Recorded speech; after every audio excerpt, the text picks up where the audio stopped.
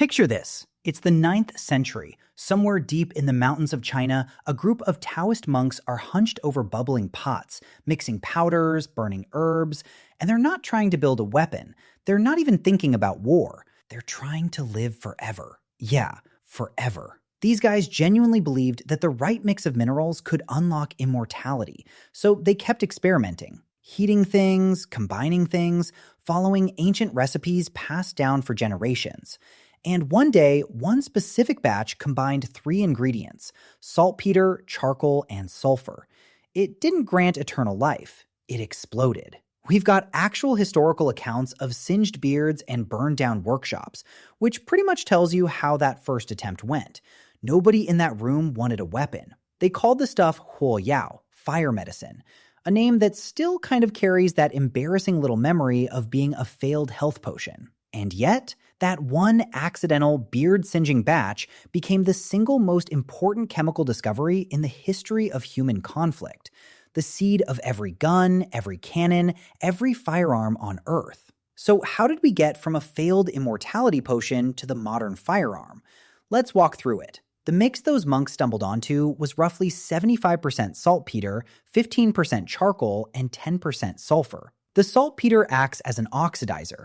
Basically, it dumps out oxygen super fast when heated, feeding a violent combustion reaction.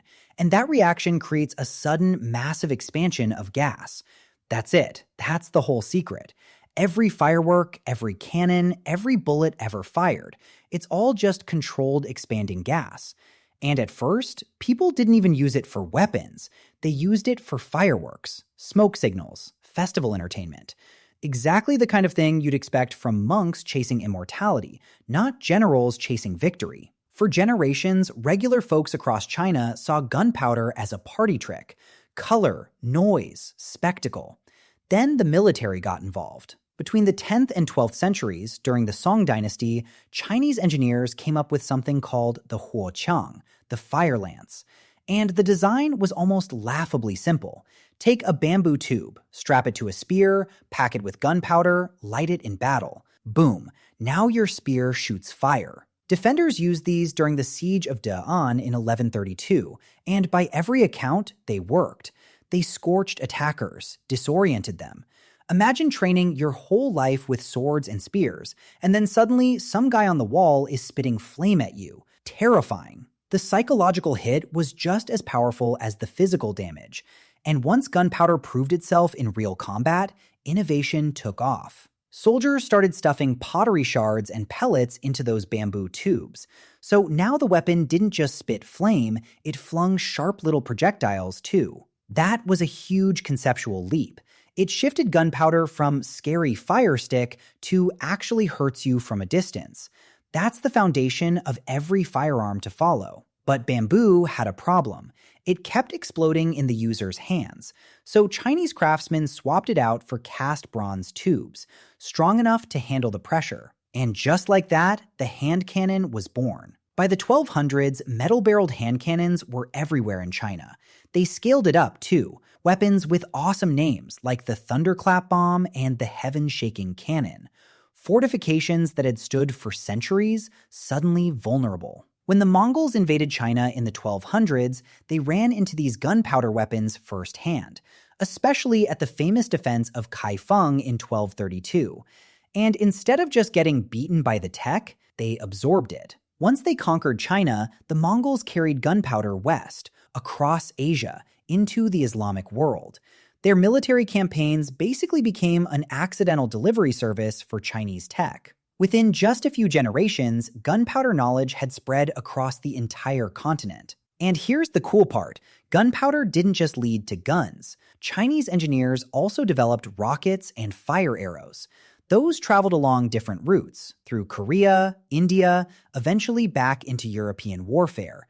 And way later, they became the ancestors of modern military and space rockets. So gunpowder's story actually splits in two. One branch heads toward the gun, the other heads toward the rocket. Same accident, same monks. Two world-changing outcomes. By the late 13th century, gunpowder reached Europe. And honestly, it came along with a whole wave of Chinese inventions traveling west. Paper, printing, the magnetic compass. This was globalization, centuries before anyone used the word. Early European hand cannons were rough, slow, hard to aim. You loaded the powder, touched a glowing ember to a hole, and prayed. But even in this crude form, they changed everything. Castle walls that had held strong for centuries started crumbling under cannon fire. Knights in heavy armor, the dominant force in medieval Europe, were suddenly vulnerable. Because guess what? Gunpowder doesn't care how much steel you're wearing. A peasant with a cheap weapon could now drop a knight who'd trained his whole life for battle. The entire feudal system started wobbling, and castles, they had to be completely redesigned. Tall, thin walls were out. Star forts and bastions were in. Low, angled, thick fortifications, built to absorb cannon hits. The medieval castle, an icon of European life, was basically obsolete, all because of an accident in a Chinese alchemy lab. In the late 15th century, here comes the game changer, the matchlock. Before this, firing a gun took 2 hands and a lot of coordination. One hand to steady the weapon, the other to apply a burning cord to the touch hole, while aiming, while someone's charging at you. Good luck. The matchlock fixed all that. It attached a slow-burning cord to the gun itself. Pull the trigger, the cord drops into the priming powder, and boom, both your hands stay on the weapon. You can actually aim. This sounds small. It wasn't. It was the first mechanical firing system ever, and it turned guns from awkward novelties into the backbone of every army on Earth. Matchlocks spread fast. Spain, France, the Holy Roman Empire, the Ottomans gave them to their elite Janissary troops. In 1543, Portuguese traders brought matchlocks to Japan, where local gunsmiths refined them into tanigashima, some of the finest firearms in the world at the time. And China?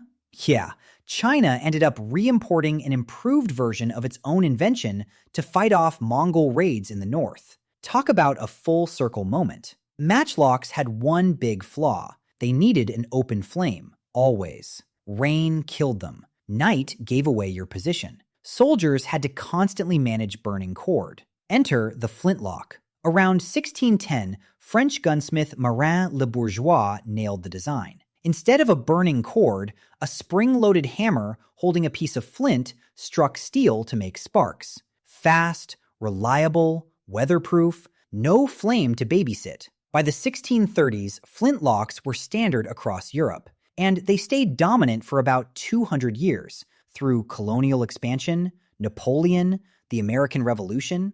The musket your American history teacher told you about, that's a flintlock. Around the same time, the socket bayonet showed up. Now soldiers could fix a blade to their gun and still fire it, no more needing pikemen for protection. Every soldier was now both shooter and spearman. This combo, flintlock plus bayonet, completely reshaped infantry warfare. Then, in the 1800s, came the percussion cap, a tiny, shock-sensitive cap that ignited when struck. No more flint. No more loose powder. This made every previous system obsolete almost overnight. And from there, it's a straight line to repeating rifles, modern firearms, everything we know today. So step back for a second. From a Taoist alchemy lab to the modern gun, that's nearly 1,000 years. And here's the thing, nobody set out to invent the firearm. Some monks wanted to live forever and almost burned their faces off.